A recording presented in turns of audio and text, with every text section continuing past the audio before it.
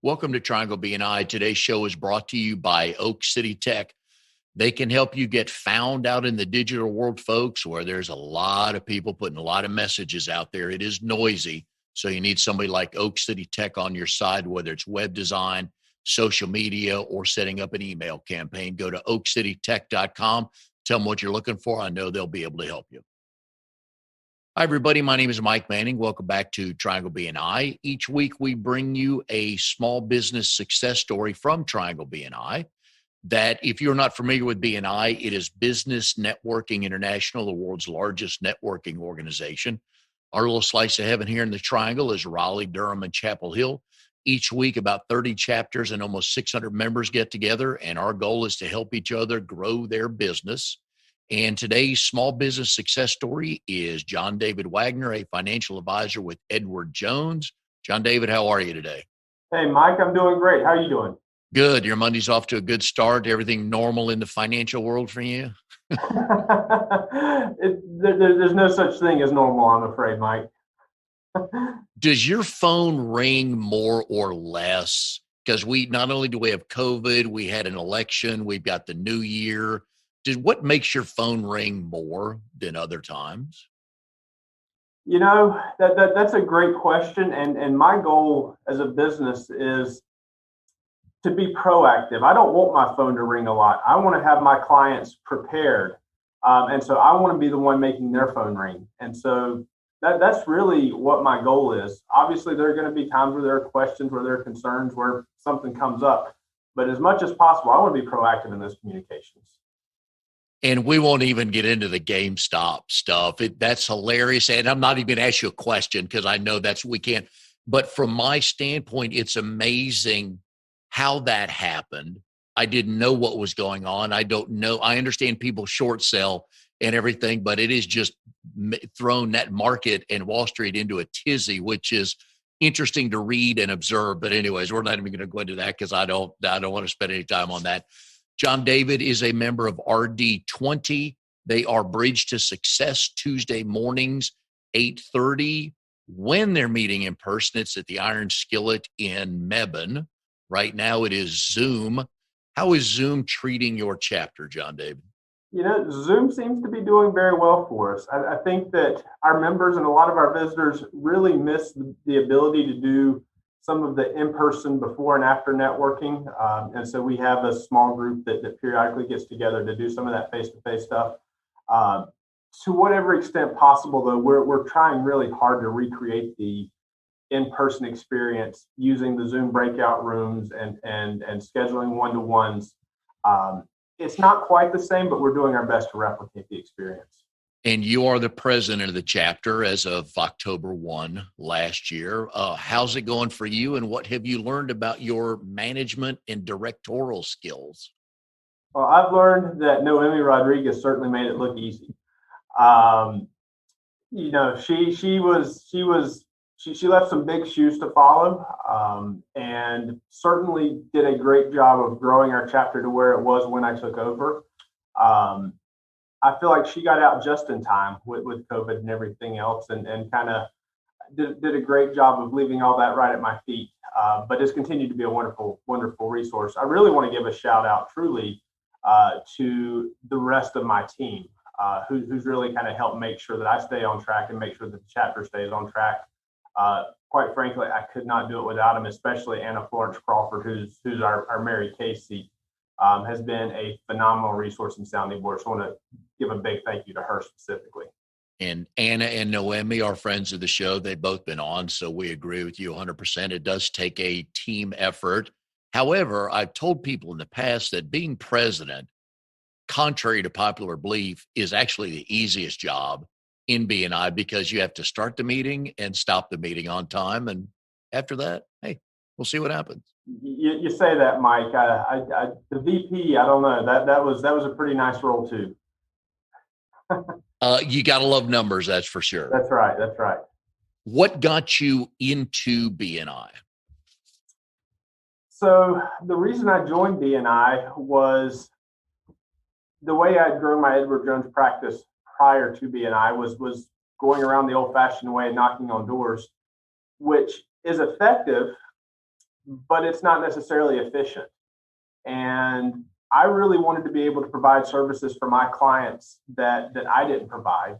And I knew that in order to do that, I needed to know the people that did provide the services. And so what better way to learn about people that can provide services my clients need while also being more efficient than going around and knocking on doors than to get involved in a networking group.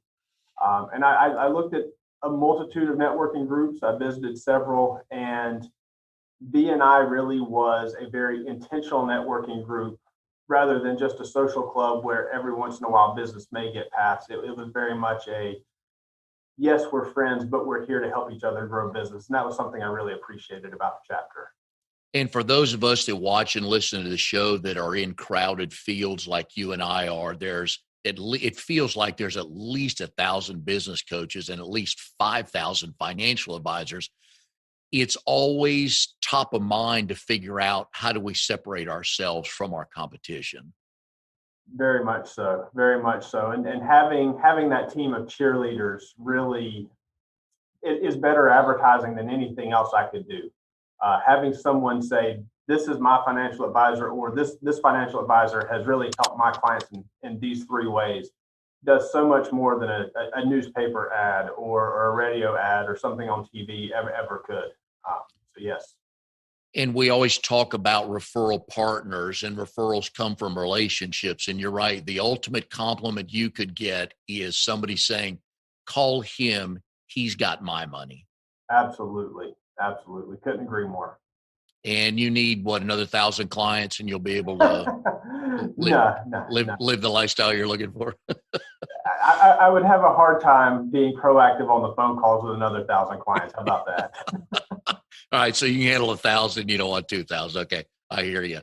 In your world, there's a ton of licensing. Are you a good test taker? I am. I did not have too much trouble with any of the licensing tests. There certainly are some in the field that's one of the hurdles to getting into the field. I found them very, very easy, quite frankly, in a lot of ways.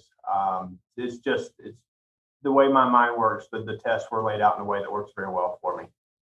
Was that the same going through high school and when you were getting your degree at NC State? Yeah, it really was. I'm fortunate that my brain is geared in the way that the traditional tests are laid out. I know not everybody's wired that way, but it certainly has been an advantage for me. What makes it so easy? I wish I knew, Mike. I wish I knew. That's especially with a multiple choice test. I don't know, for whatever reason, my mind is very able to go in and kind of diagnose the question. And even if I don't know the answer offhand, at least figure out what they're trying to ask. And that usually helps narrow it down to just 1 or 2 possible answers. So just the way my mind works, I guess. I've noticed it does help when you know the answers on there. So at least you don't have to guess what the answer is yet to figure out, does it match the question? That's right. That's right. Do you, on all these series tests that you take and all the numbers that they have on for you to get your certification, do you get any of those legal questions that say which answer is more right? Yeah, so I ended up taking 2 of those series tests that you were asking about, the Series 7 and the Series 66 exam. And without going into too much detail about what they are and why they're different and all that, the Series 66 was a lot more of, here are 4 possible correct answers, and all of them have some degree of correctness, but which one is the most correct? That's a little bit of an exaggeration, but it certainly was a little bit more of the pick the most precise answer, even though there may be multiple that have some degree of truth in them, yes.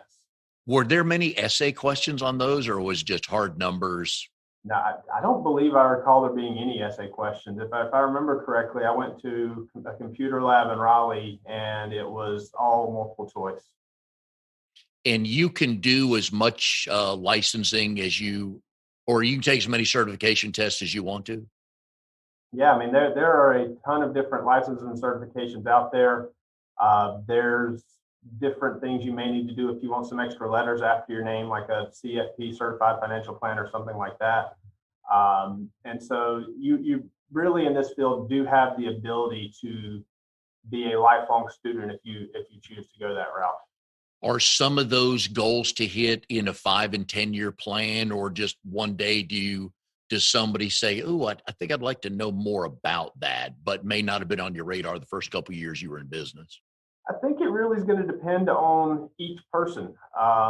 Some people get their bare minimum licenses, and that's all that they have in this field, whereas others have several different acronyms associated with their name. So it really just depends on what the person is, what their goal is, and ultimately what they want to be doing in the field. Do you remember your first client? I'm assuming that you're excluding my parents. Yeah. But yeah, absolutely. I remember, there are a number of milestones in there that really stick with you. Any advisor will tell you, you remember your first client, you remember your first $100,000 client, you remember your first $1 million client.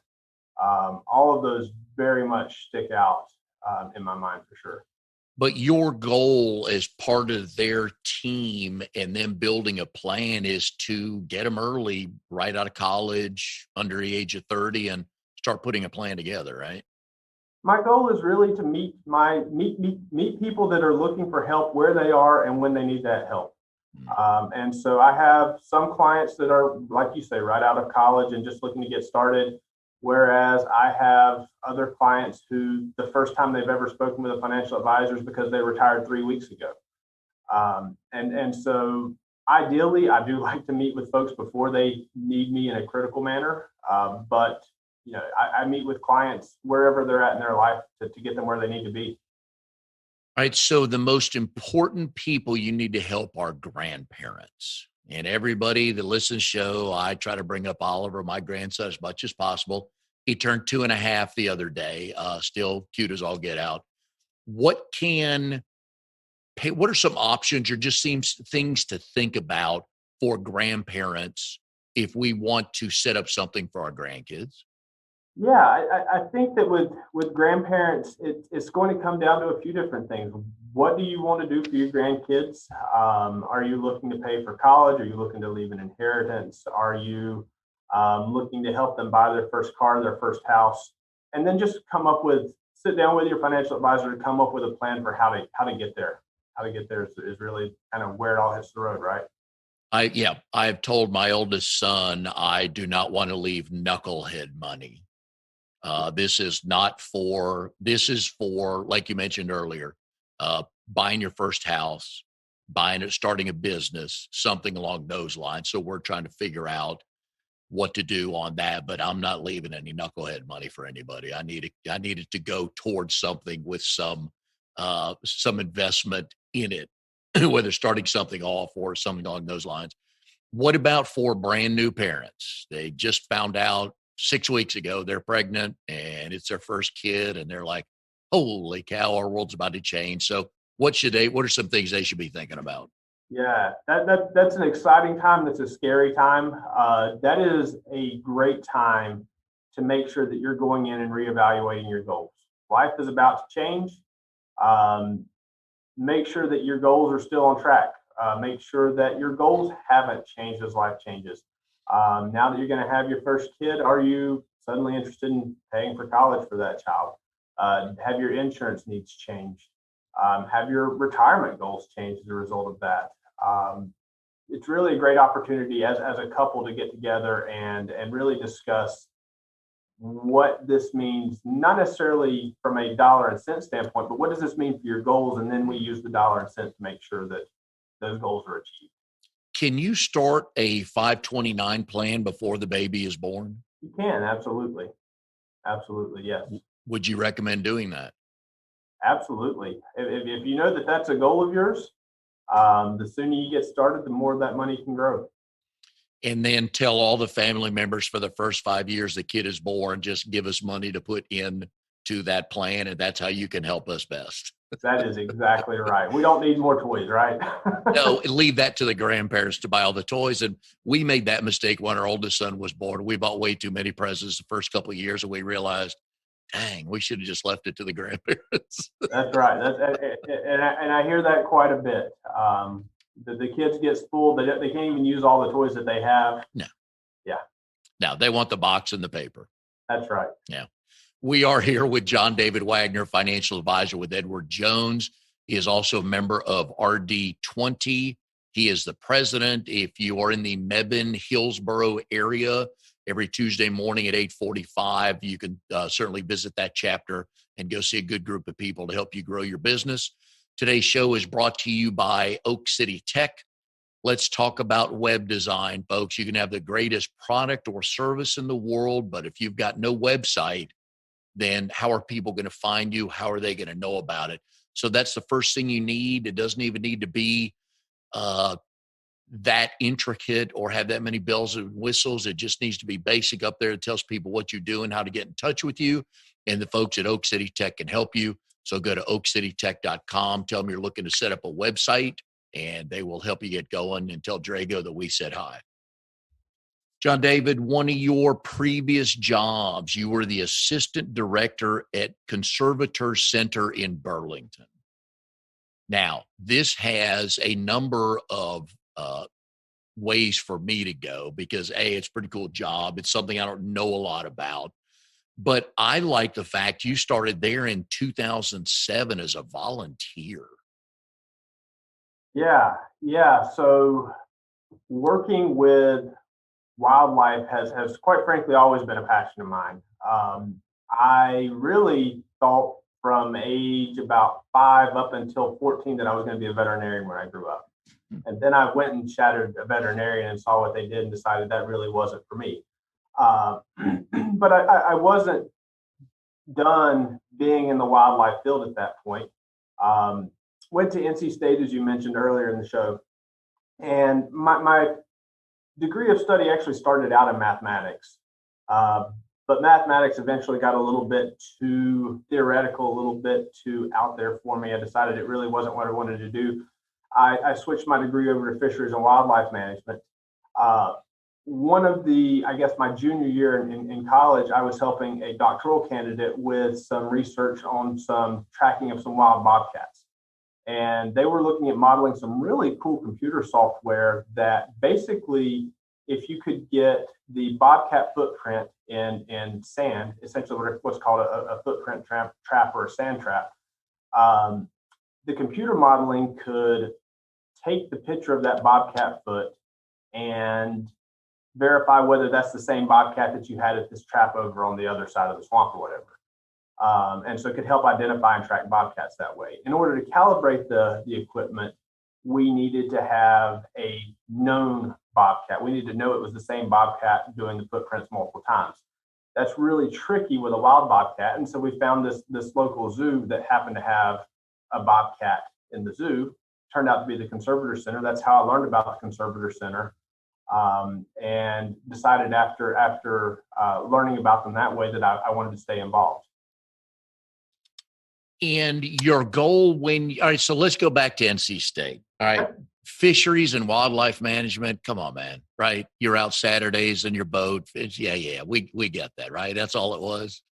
It was a lot of hunting and fishing. Yeah. I do jokingly tell folks I majored in hunting and fishing. Yes. As you should. So what was your favorite class once you got to your junior and senior year? What kind of got the juices flowing? I think some of my favorite classes, I don't know if this was actually a class, but one of the really awesome things NC State does in those programs is they have what's called a summer camp. So I believe it's the year between your junior and senior year, you basically go out and live in this giant plot of woods that NC State has north of Durham for 3 months. And while you're there, you're getting up at the crack of dawn every morning to go listen to birds calling. You're having to help learn to identify the birds. You're going in and working with the forestry department to help classify what segment of forest different forests are, what type of forest you have. You're going out and you're catching snakes and doing what's called pit tags, where you're inserting little barcodes basically so you can identify the snakes later to help with population counts. And so it's a very, very hands-on summer. I think that was by far my best experience in the program. Wow. That's impressive. I did not realize. I knew there was tracking of wildlife, but how deep does that get? I mean, we got bobcats, we got snakes. What else did you guys track? So we did in our little program, I actually caught a couple of times a little field mouse, and we knew it was the same field mouse because we put that same little pit tag in it. So we scanned it the second time and it was the same mouse. So we did everything as small as little mice through to snakes. With the fishery section, we actually did the same thing with bass in a pond. So we went out for a couple of days and we fished and we clipped some fins to the fish so we could identify them later. The last night we were there, we counted how many of them had clipped fins and we did some population estimates that way. And then we had a nice fish fry after that. So yeah, I mean, you can really somewhat extrapolate that to really just about any species.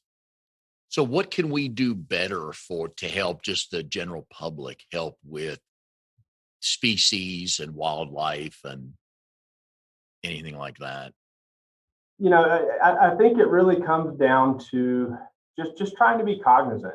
Um, it, it's it's really tough for one person to completely go off the grid and completely remove your carbon footprint and all that. But if we're cognizant about what we're doing, if we're making sure that our trash ends up in the trash, if we're making sure that where we can reduce resource use, we do.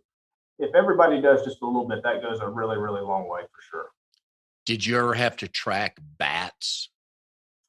I didn't, but I actually went to summer camp with someone who, for a pretty long period of time, ended up tracking bats up in West Virginia and Pennsylvania.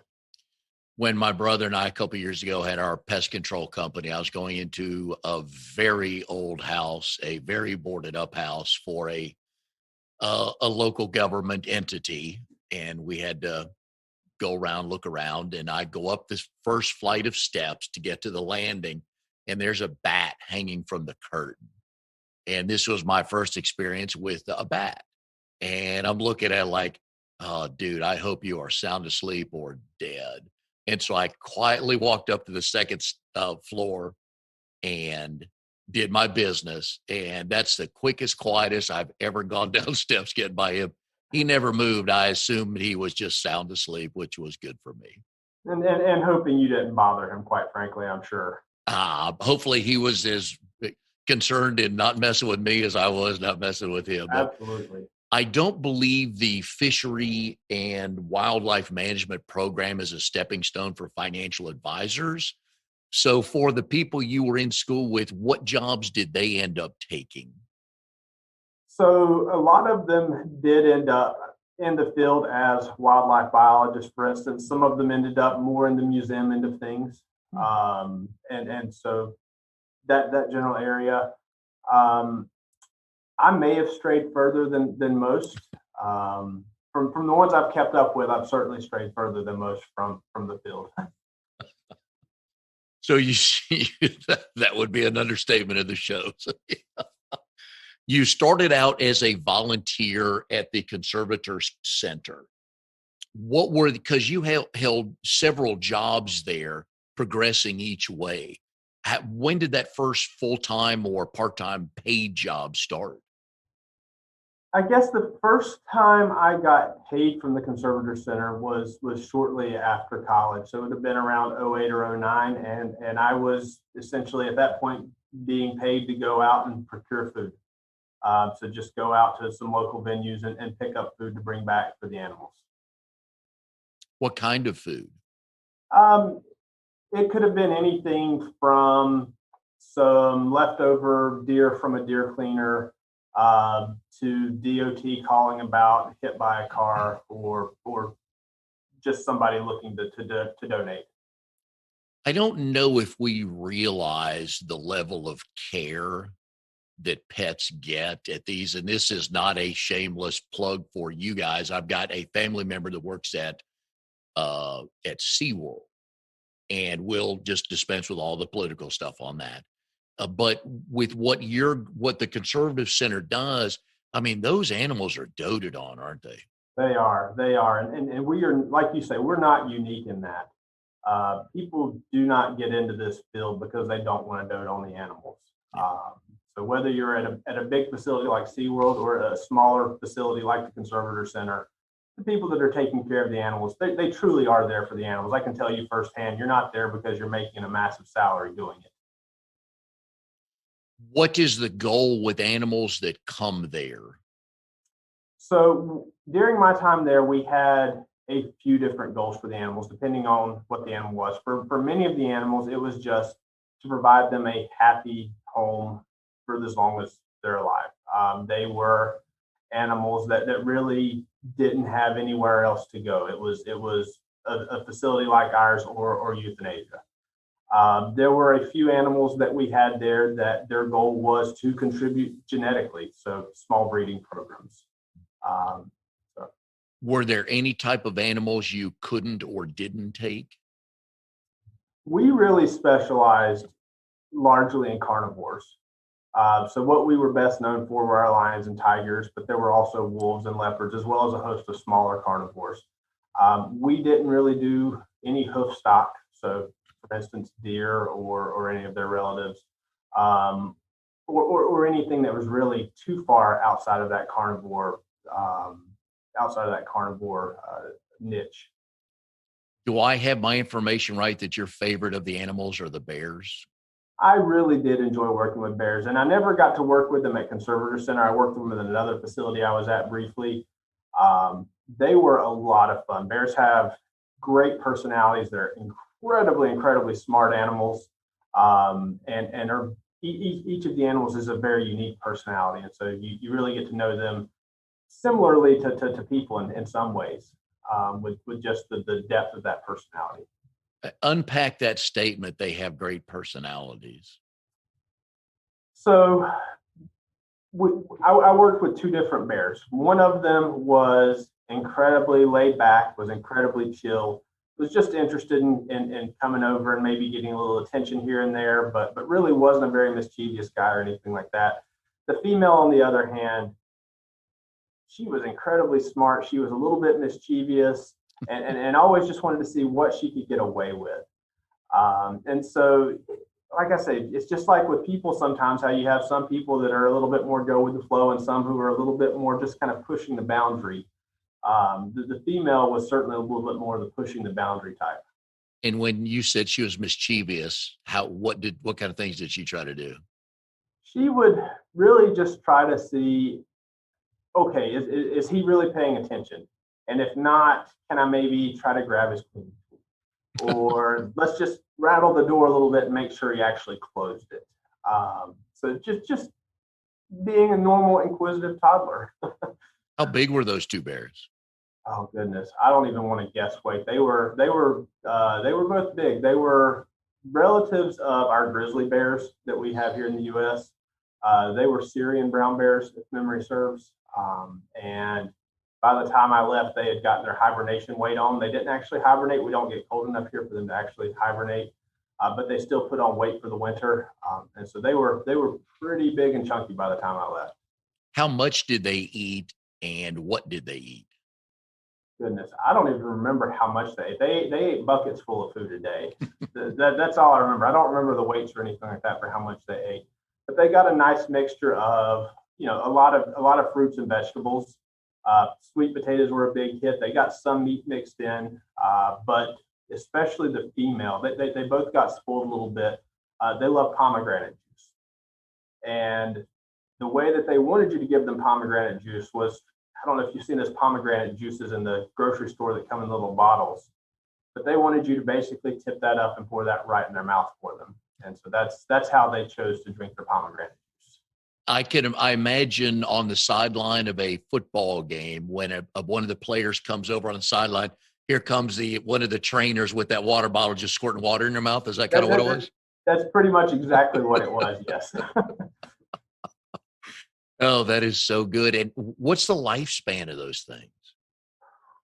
You're catching me off guard with things I haven't thought about in a while. So I'm not gonna answer on the risk of giving misinformation. How about that? All right. So we're at least 20 years, right? Yeah, Okay. I believe 20 was kind of the minimum Okay. for what I was All right. thinking, but it could be a little bit longer than that even. We are here with John David Wagner, financial advisor at Edward Jones, also a member of RD20. And I keep forgetting the name, Bridge. You think I'd know it, Bridge to Success. They meet Tuesday mornings at 8:45 in Mebane. So if you are ever that way, or if you have a business that way, you'll definitely want to come visit that chapter. Today's show is brought to you by Oak City Tech. One of the things you need help with, folks, and most of us do, is social media, not only posting, but engagement. There's a lot, you can spend a lot of time on social media. They can help you with that. You need a consistent message out there, and that is one of their specialties. So please go to oakcitytech.com. Tell them what you're looking for, and I know they'll be able to help you. John David, one of your last role there was assistant director. And I know that is involved with donors. And I don't know what percentage of the budget was donations, but I know that's a key resource to keeping places like the Conservative Center open. Yeah, that's correct. And there are basically two different ways that different zoos can get funded. Some of them are through grants and or taxpayers. So some of your larger zoos, like your Asheboro Zoo, gets quite a bit of money from the government. Other facilities like the Conservator Center, we were completely privately funded. And so donors and people coming out for tours, that was our sole source of income. The people that give money to centers like yours, that's a cottage industry, isn't it? I mean, that's a full-time passion. Yeah, it really is. And I think passion is definitely the word that you have to use.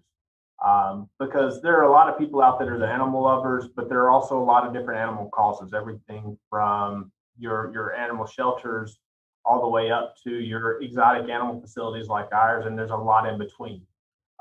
And so finding the right people who have the right passion was really critical. All right, we'll go ahead and get the elephant in the room out of the way. I laughed with you a couple of weeks ago as we're setting this up, but I have to ask you about Tiger King. And let me preface this by saying I've never watched it. One of my sons has. I think my wife tried to watch a couple episodes of it. And I think you described it correctly, and catch me if I'm wrong on this. Is it most all of that was accurate, but they found the way extreme person, which is what sells on TV? You know, they really did find the extreme personalities in the industry. Yeah, so you've got to make money off of it. It's not going to make money if it's boring and everything goes well. And so you find the folks that are more interesting and are going to be a little bit more enticing for the audience. And boy, did they succeed at that. Did you watch any of that? I did watch it. Yeah, I did. Were you intrigued? Did any of it catch your eye? Did you learn something or thought, that's pretty interesting? For me, a lot of it was really interesting because, at least for the first few episodes, a lot of it took place while I was at the Conservator Center. And so I was involved in the industry. And even after I left the Conservator Center, even after I came to Edward Jones, I still kept up with the saga because it was a very interesting saga. Even if there wasn't a Netflix series about it, there was enough going on that it was worth kind of keeping an eye on. It certainly went into more detail than what I was aware of, or than what I had heard before. But yeah, it was. I watched it, and I'll say it was fascinating. Which is why they put it on for That's that right. very reason. I was one of the fun things I have getting ready for each show is doing some professional stalking on upcoming guests. And I saw a post on your Facebook page talking about lions. Is it when they're oofing or oafing? Yeah, we called it oofing. I don't know if there's a true scientific word for it, but we call it oofing. And tell us what that is. That's that really loud roar call that they have when they're communicating over long distances. How far can that travel? On a ideal day, it can travel for miles. Really? Mm-hmm. Is this a long conversation? No, it's usually a 30-second or so conversation, just a quick checking in. Hey, I'm over here. Where are you? Wow. The first time you heard that, or somebody pointed that out to you, where were you, or what were you doing? Do you remember? I don't actually remember, believe it or not. I know it was at the Conservator Center, but I don't remember the first. And how often does that happen? It happens multiple times a day. It happens mostly early morning or right as the sun's going down. We were very fortunate that our lions were willing to do it upon request. Let's put it that way, upon request. And so one of the things that we did for our tour groups, unless it was miserably hot outside, most of the time our lions would be willing to call for us when we asked them to. And so that was one of our big draws was, where else are you going to have 20 lions calling in unison from 10 feet away? It was a very unique experience. And how do you get them to do that? We imitate that sound as best we can. Oh, that has to be good. Tell me you're on audio somewhere one day making that sound.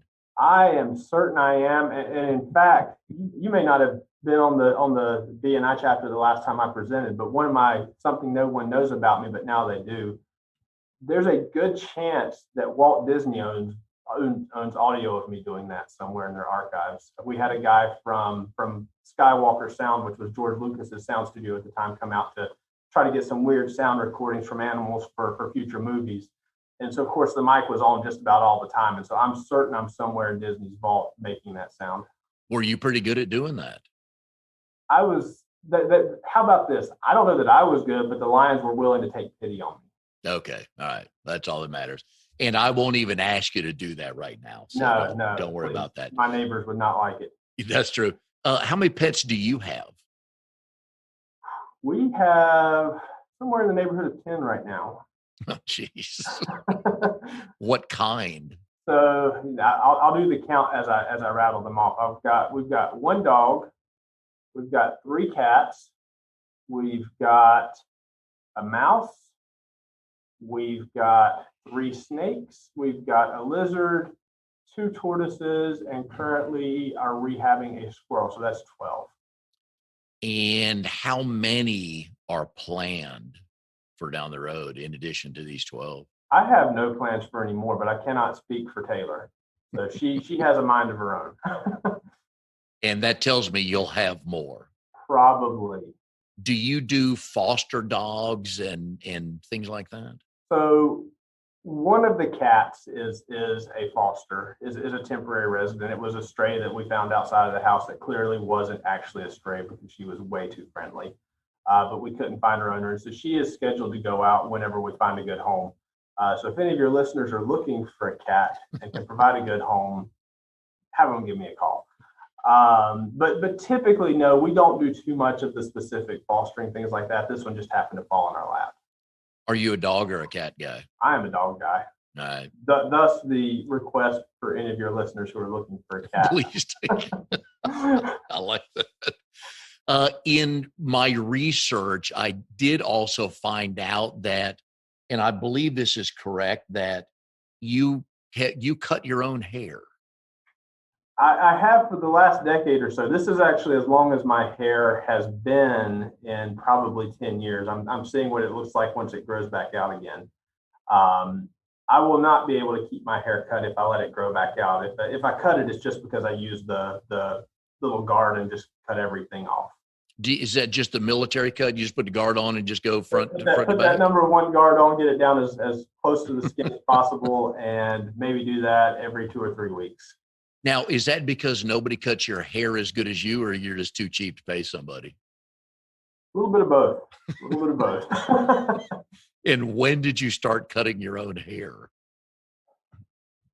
I started cutting my own hair probably around, like I say, 2010 or so. And why? For a girl, Mike, the same reason anybody does anything. Truth. Yeah. Do you offer to cut Mallory's hair, or Taylor's hair, excuse me? I do help cut her hair, yes. So she does her hair at home. Hers is much fancier than mine when I cut it. Okay. So I hope so. She has to give me instructions on Yes. what to do, and I help facilitate because it's hard to use the mirror and the scissors and all that stuff. Good man. Is there a good story on how you two met, and do you both tell it the same way? I don't know that there's really a true story on how we met, just a location. So we both met at the zoo. She was, I guess, by the time I left, she was the person that was in charge of taking care of all of the animals for me. So she was overseeing their care. Did you meet while you were working there? We did, yes. Oh, you weren't dating her when you were there, right? Right at the very end. Oh, okay, all right. All Right right. at the very, So very end as I was looking for a new job. where was the first official date? I don't know if we had an official date. The first one that really comes to mind would have probably been Texas. What is that? The Texas Steakhouse? Roadhouse? Roadhouse, Yep. Texas Roadhouse. Thank you. Yes. Good bread, by the way. Very good bread. Very Yes, good meat too. we like that. And obviously, you are both animal people, so that helps. Yes, absolutely. That was kind of, I guess, the glue there. Yeah. Is she still at the Conservator Center? She is not. No. Okay. And do you still do anything with them, or do you volunteer at other places? So I am currently on the board of directors for the Alamance County's Center's Family Home, which helps prevent child abuse. So I've always wanted to stay involved in the nonprofit community. And eventually we'll be looking at getting back involved, maybe in the zoo industry, maybe more in the wildlife arena. And I know you're a chamber member as well. I am a chamber member as well, yes. How did you get to the financial investment world, financial advisor world? Was that from somebody in your family years ago? No, kind of a funny story. I was actually at one of our donors was opening a gun range. One of the donors at the Conservator Center was opening a gun range. And I got invited out to that. While I was there, his financial advisor and I got to chatting. Just so happened I was somewhat looking for a new career at the time. His financial advisor says, "Hey, have you ever considered joining Edward Jones?" And I said, "I've not considered joining Edward Jones." He kind of laid out to me a little bit about what it was, and it was really more in line with what I was doing at the zoo than I realized. With the budgeting process, with the long-term fiscal planning, he kind of explained how, that's really what I do, but instead of doing it for one business, I do it for 300-400 families in his case in the Durham area, but do it for 300-400 families and businesses instead. And how long did it take you to make that conversion, make that decision to go be a financial advisor? It took me about 3 months from the time he approached me for me to decide that, yeah, this is the right time and this is what I want to be doing. And then it took another 3 months of training by Edward Jones before they even let me come close to putting that name on a card. How's that 100% commission feel? Feels at times scary, but there's certainly some extra freedom and flexibility that comes with it as well. Yes, I tell people all the time that owning your own business is stressful freedom, because each day you get a nice little dose of both of them. What advice would you give to somebody looking to go in this field? This field is all about relationships. It's all about people trusting you enough to trust you to handle their money. And so the first piece of advice that I would give folks that are considering going into this field would be get really, really good at communicating with people. Get really good at earning their trust. And you can be trained on all of the financial things. You can't necessarily be easily trained on that interpersonal communication. So that's really where your focus needs to be. Did you have any kind of financial background growing up, as far as always having a job, keeping money, somebody in the family is always talking to you about, hey, you need to put some of that aside? I was fortunate that I grew up in a household where my parents were imparting great money lessons on me. I did have various small jobs from, goodness, probably the time I was 8 or so. I was mowing yards. In high school, I worked briefly at a hot dog stand selling hot dogs at a gas station. Was able to, put some money aside. I've never been one, you got your spenders and your savers. I've always been more in the savers camp, which has been a blessing as well. But definitely had family that supported that and kind of helped guide and show that through example as well. Now, were you selling hot dogs from a wagon right outside the front door? I was selling hot dogs from a pull-behind wagon right outside the front door. That's right. How good were the hot dogs? They were good enough that I ate a couple a day, but That's because that was all there was to eat, I guess. How long did you have that job? I just had it for one summer, so probably 2 or 3 months. It was one of those, mom says you have to get out of the house and do something, and she kind of lined it up, and all right, we'll do that for a little bit. But a lot of times it's taking a job like that to realize what you don't want to do the rest of your life. That's right. Sitting in a parking lot in the middle of the summer was not something that I plan to do for the next 40 years. That would be correct. If anybody needs help on the financial side of anything, we've been putting John David's number up here on during the show. You can certainly give him a call. Planning. That's the 3 words you would tell people to do. Yeah, I think my favorite slogan to use is failure to plan is planning to fail. Yeah, and you have enough stories on that, success stories and not so successful stories. But thank you for being on the show. We've had a good time. Love hearing the fish and wildlife stories. The lion, that sound, I bet that was impressive first couple times you heard that, and just watching and trying to figure out, all right, what are they exactly saying? Yeah, absolutely. Well, Mike, I appreciate your time as well. Thanks so much for having me today. Yep. Well, good luck with everything. Hopefully 2021, I've quit guessing where we are on the arc of COVID. So I hope everything stays in line for you. And I know we'll be seeing each other at BNI, and we'll see everybody next time on Triangle BNI.